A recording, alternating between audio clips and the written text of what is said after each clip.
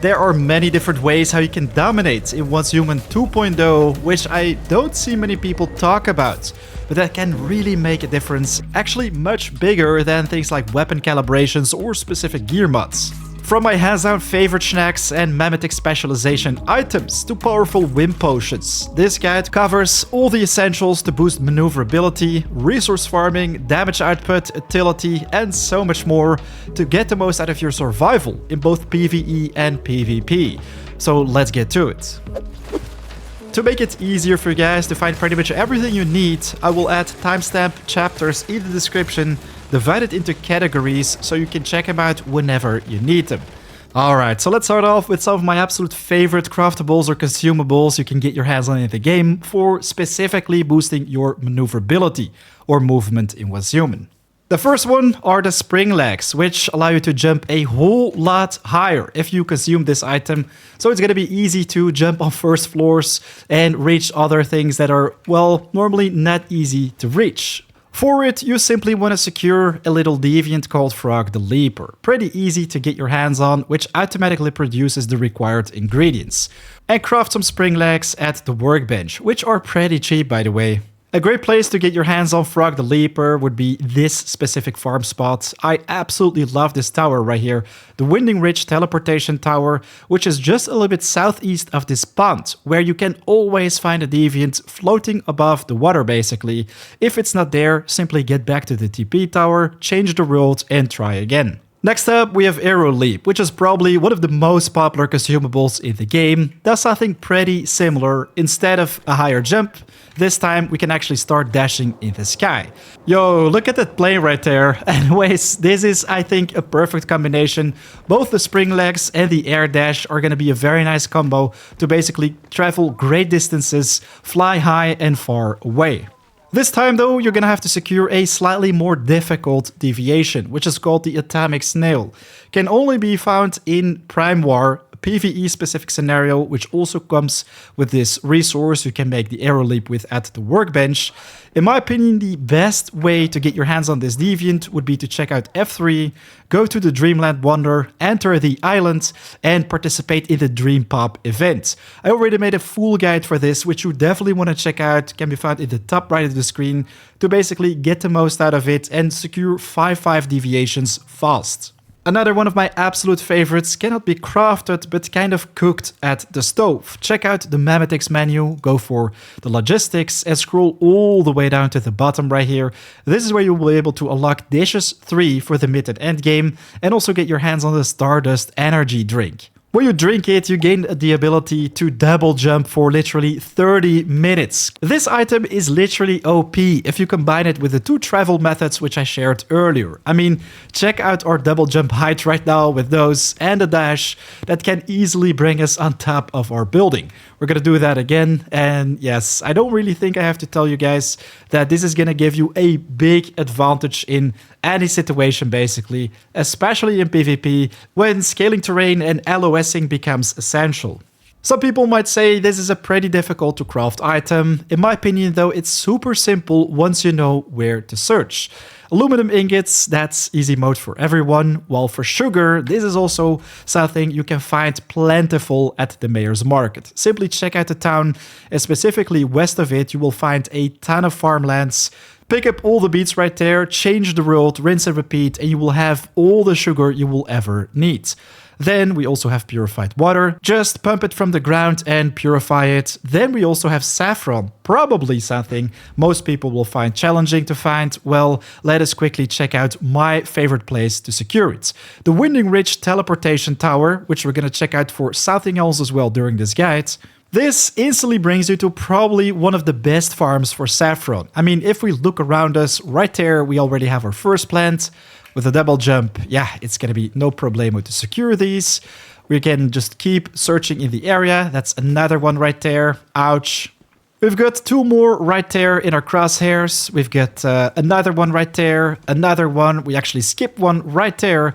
They respawn even before you know it. And if somehow you run out of these plants, you can simply check out the teleportation tower, switch to another world, for example, world 1 right now, and we're gonna have even more of them all over the place. So you can basically keep farming as much as you like, Resource farming can be made a whole lot more efficient though, which we're gonna cover right now. So first off, one of my favorite items to craft, especially for the early game, would be the backpack expansion. This is an item that increases your maximum load by 40, which can be unlocked with the memetic specializations. You don't even have to do this yourself. Simply search for a vending machine, but this upgrade can be found at like level 5 to 15. If you want something else, simply purchase it from the vendors. Well, there are more right here. I don't have them unlocked right now, but I'm sure you guys know what I'm talking about. You can have the chef's knife and the gardening gloves, I think, or the sickle. If you have these memetic specializations, they basically give you double yield of animals. You get more pelts, you get more meats, and also get a whole lot more veggies or plants when you pluck them. So also that is gonna make saffron farming for the Stardust energy drink a whole lot more interesting. Another one to massively boost your storage capacity would be the featherweight, one of the whim potions you can craft that increases your load by another 50. Easily consumed, and bam, that will basically reduce all your current weight a lot, which can be made with the little pup buddies. Managed to find one with a skill rating of 5, activity rating of 1, so not fantastic, but simply place that in a securement unit and it's gonna make all the resources you're gonna need for this item. But the next one I absolutely love can be found at the stove or integrated kitchen. This is a specific type of snack that can actually boost the resource yield of one of the most important items in the game. Not really sure why it's always down there, but this one is called the preserved deviated chops. Pretty simple to make with some peppercorns. You can simply grow these at your base or purchase them from other players. But if we quickly have a look at the bonus right here, increase asset gain by 50% when defeating deviants. With this specific memetic, I get another 30% bonus on this item, which gets boosted even more when cooking with the Chef Rex. Next up, we have survivability, which can actually be increased by many different things in Was Human. One of my absolute favorite methods is, chilling right behind me, which is the festering gel, as it comes with a very nice shield bonus with the right overrides, but also healing over time, which can be done very efficiently with high skill and activity ratings. Well, of course, we're not here to talk about deviations. I already covered those in plenty other guides.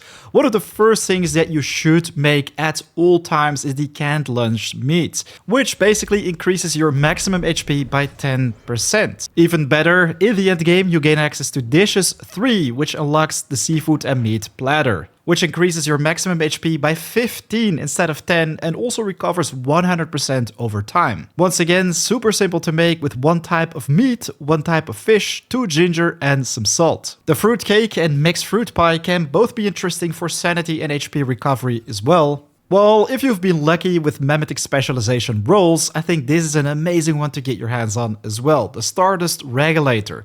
When you unlock the memetic specialization, which recovers 70% of your HP instantly and also gives you a shield up to 30% of your HP. Think of it as a secondary activator with a slightly longer cooldown, but so much better. This is also one that's easily overlooked because many people aren't a huge fan of this specific deviant called Harv Seed. It's one that allows you to get your hands on specific resources with which you can craft specific potions. If we quickly have a look at the world map, well, this is where you can find them at the Gaia Cliff Monolith. Simply take out the treant multiple times. It has a chance of dropping the Harv Seed deviant that will automatically produce these resources when stationed inside your base. Take these resources to the workbench and automatically unlock the Living Armor blueprint, which automatically activates when your HP drops below 20%, instantly recovering all your HP within 5 seconds. Then it's gone and will have a 10-minute cooldown, but this basically serves as a totem of resurrection, I'd say. Something reliable that will get you out of serious trouble. Drops below 20%, and indeed, you can get some amazing stat bumps with this, while the major damage output increments and of course survivability once again come from them snacks. If we quickly check out the stove, this is actually one of my favorites because it's super simple to craft. We already talked about it, it's the canned lunch meat. Simply throw a specific type of food in there and increase your shrapnel damage or bullseye damage, melee damage, etc, etc. These boosts are gonna be These boosts aren't going to be life-changing, but if you are a chef and can eat 4 and can consume 4 different items, that's amazing. There are some snacks that come with specific bonuses like the canned steak. Already increase your shrapnel damage by 20%. Make it with a specific type of meat and get even more of this damage. But there are many more. The Stargazy Pie increases your critical strike damage by 25% when energy is full. We've got the Flaming Egg Tart that increases your burning damage. The Surprise Spring Roll with elemental damage that even doubles when your HP becomes lower, so very nice for PvP, in combination with the survival items we've talked about earlier. Dumpling Roulette, which actually comes with different bonuses depending on your luck. The Mixed Fried Hot Dogs with a 20% bonus against bullseye affected targets. We've got the canned steak right here with shrapnel damage, vulnerability damage, etc, etc. So once again guys, I can't stress out how important it is to basically unlock all these memetics for cooking and secure those top tier recipes ASAP. One specific deviant can massively boost these bonuses, which are already out of control. We're gonna talk about it in a second. First though, let's cover some utility favorites of mine. I think some of you guys are gonna be already familiar with this one. It's the Artisan's Touch. Not really the deviation itself, but the item it produces, the multi-tools. With it, you can craft the all-purpose hand, which instantly repairs the equipped gear with the lowest durability. So basically, if we quickly check out my gear and, for example, break my crossbow, what we do is simply use the Artisan's Hand and bam, it will automatically restore to full durability. So you never have to spend precious resources on repairing your equipment, especially in the late game. This is gonna be pretty expensive. If you have multiple Artisan's Hands, just like me, then this is gonna be no problemo, while it's also interesting to have these ASAP in the first stage of your scenario. This actually allows you to also gain access to tier 4 equipment and maintain it, as you kind of can already import aluminum ingots from Eternal Land. They're gonna be pretty expensive, so you want to use those to craft tier 4 items in the first stage. Again, it's gonna be expensive, so you don't want to spend these resources on repairing. I mean, if we have to do this on a regular basis, you can see that we're gonna run out of those inheritance points in no time. Instead, simply have a couple artisan hands at the ready and you'll be able to automatically repair all that high quality stuff. There are many awesome items you can craft with deviation items. That's what makes them all super interesting. Let's quickly check out the Space Turner right here. It produces special materials that can be used to craft tactical items, used to basically teleport your teammates to your location, while we also have this strange door. I don't have it on my current scenario, many different ones right here. I think I also have a 5-4, still waiting in Dreamland.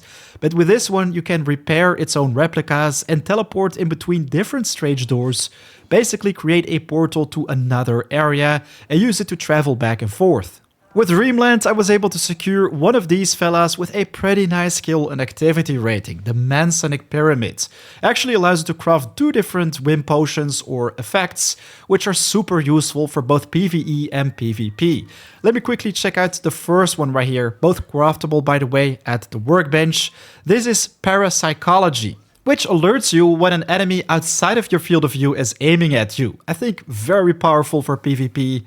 The next one literally makes you invisible, or well, that is after you've spent a couple seconds crouching, 3 to be exact, and after that, if you hit, it's gonna deal a lot of damage. Once again, amazing for PvP, as your next attack will deal 50% more weak spot damage, so especially for snipers, it's gonna be insane, while reactivation time is 10 seconds, otherwise it would be broken. But yes, to make all this a whole lot more efficient, and I just saw him run outside, you want to get your hands on a Chefosaurus Rex, as boy oh boy, if you make snacks with him, they're gonna be so much more powerful. I mean, this is where I currently have one stored with a skill rating of 5, which is the absolute best. This is gonna maximize its efficiency, but if we quickly walk downstairs, you'll be able to see how powerful my dishes become. So normally if I make a canned lunch meat, the max HP will be plus 10%. This guy massively boosts the bonuses of your dishes. It can be tricky sometimes to pull it off, as sometimes it simply doesn't pop up on the dish. That's why I always recommend to make different crafting queues. Make the first one short, as the Chefosaurus does take some time before he basically starts cooking, just like I'm doing right here. The first canned lunch meat I took from the stove, see, doesn't count with this bonus. Same counts for the canned steak, while if we check out the other ones, see, 38% bonus on this dish. Same counts for this one right here. These dishes are insane, guys. I mean, look at the bonuses right here. Increase your shrapnel damage by 20%, a standard effect. With bear meat, we added another 2%. My mimetic specialization made this dish another 30% more powerful, with a 50% increased duration and less crafting time. On top of that, the Chefosaurus bonus, another 38% more powerful. And the crazy part is, every time when I make one of these dishes, I actually get 2 instead of 1. Let's do that again. We get 1 canned steak, 1 canned lunch meat right here. See, we actually get 2 of both. This doesn't only apply for the canned meats, but also for example, Stardust Energy Drink. Without doubt, one of the best drinks in the game. So ladies and gentlemen, make sure to check out these mimetic specializations. First off, the canned goods mini canner, as this basically doubles the yield from these items, and also go for the advanced stove gourmand. Boost all the dishes' effects. Mimetic specializations are pretty difficult to come by though, so indeed they're not gonna be easy to farm, while if you are in the Endless Dream scenario, well, this is the dream scenario literally for these. All you want to do is search for Miss Memory. You can ask chat where exactly she's located, but if you then use those reality fragments at the vendor, you can basically unlock all sorts of mimetic specializations by simply purchasing these crates. Super easy to do and unlocks a ton of those, which you can then bring to future scenarios, or of course sell to other players for a truckload of money. If you're not in the Endless Dream though, the best place probably to secure those by purchasing would be at the Harvester's Market. That's where you will find wares of other players, so you can easily purchase these fragments. And we talked about the deviated chops, right, which massively boost your yield of acid, probably one of the most important resources in the game, which I'm also automatically crafting with my synthesis bench with the sulfur chemist specialization. But to make this super easy, what you should do is simply check out one of those pollution plants, or how are they called? Pollution point workshop. There you go. Simply activate these events with your access cards or extraction permits. Doesn't really matter which difficulty you do this, as long as you take out many deviations. That's gonna net you a truckload of acid. And last but not least, scraps, metal, and all sorts of other things you're gonna need to make these items. In my opinion, the best places to farm those would be, of course, POIs or points of interest. But specifically, I think this one right here, Wishlands East. This is where you can find 2 different areas where you will have a ton of garbage containers very close to each other. Farm those every couple hours when they respawn, and you will have an insane amount of resources in no time. Same counts for Blackfell. If you check out the big town right here, there is a ton to farm. This house specifically, south of the Rift Anchor, also comes with a whole lot of these resources. Alright, so ladies and gentlemen, there you have it. My absolute favorite snacks, consumables, and whim potions you need to get your hands on ASAP to basically get the most out of your adventures in What's Human. Both maneuverability-wise, survivability-wise, combat-wise, utility, etc. If you found this guide helpful, a like would mean the world to me, and of course share your favorite items in the comments down below. Maybe I've missed something that you think should be on the list. Right now though, it's 4 AM out. I want to wish you good luck on your adventures. I'll check you guys in the next one. Peace.